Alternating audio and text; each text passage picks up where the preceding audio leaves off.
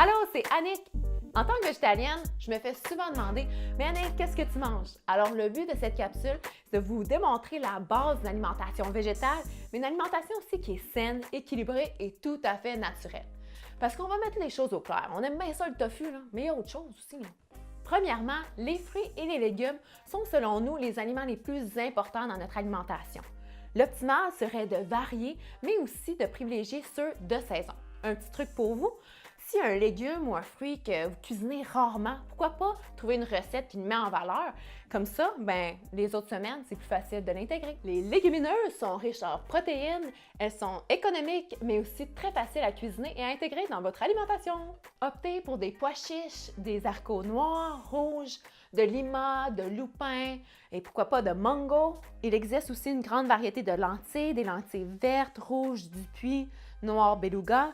Il y a aussi le soya qu'on retrouve sous différentes formes, comme le tofu, le tempeh, les fèves d'edamame, du lait et même de la crème. Les céréales sont des aliments tellement réconfortants et savoureux. Vous avez par exemple de l'avoine, du camu, du millet, du sorgho, du sarrasin, du quinoa, du maïs, du riz et la liste, elle se poursuit.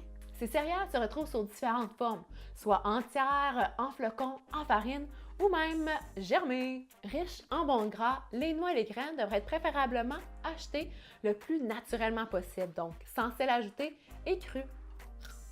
Yummy! Pour ce qui est des noix, retrouvez-les entières, en beurre, en lait ou en farine. Par exemple, la noix de cajou, l'amande, la noix de Grenoble, la noix du Brésil, la noisette, la noix de macadam, la pacane, la pistache et les noix de pin. Les graines, elles aussi, se retrouvent entières, en farine, en beurre ou en lait. Par exemple, la graine de tournesol, la citrouille, le chanvre, le chia, le lin et finalement la graine de sésame que nous adorons particulièrement le beurre de tahini et l'huile de sésame grillée. Il existe un bon nombre d'aliments santé merveilleux pour vos desserts et pour naturellement sucrer vos recettes. Par exemple, tous les fruits séchés sans sucre ajouté, soit entières, en morceaux ou en pâte, le sirop d'érable, l'essence de vanille, le nectar d'agave et le matcha. Le cacao, soit avec la fève entière, en éclats, en poudre, en beurre ou même en pépites. La noix de coco, soit râpée, en flocons, en beurre, en lait, en farine, en huile. Imaginez, nous avons tout ce qu'il faut pour ajouter une touche salée, fumée, épicée et fromagée!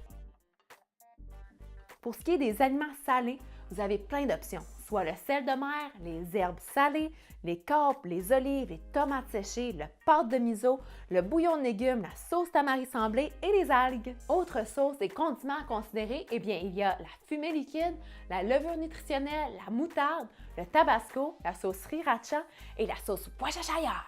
Des ingrédients pratiques pour ajouter dans vos marinades, vos vinaigrettes, vos sauces ou simplement pour ajouter de l'acidité, nous vous proposons tous les agrumes, le vinaigre de cidre de pomme, le vinaigre balsamique, le vinaigre de riz et le vinaigre de vin blanc ou rouge. Les épices et les herbes sont un monde à continuellement explorer.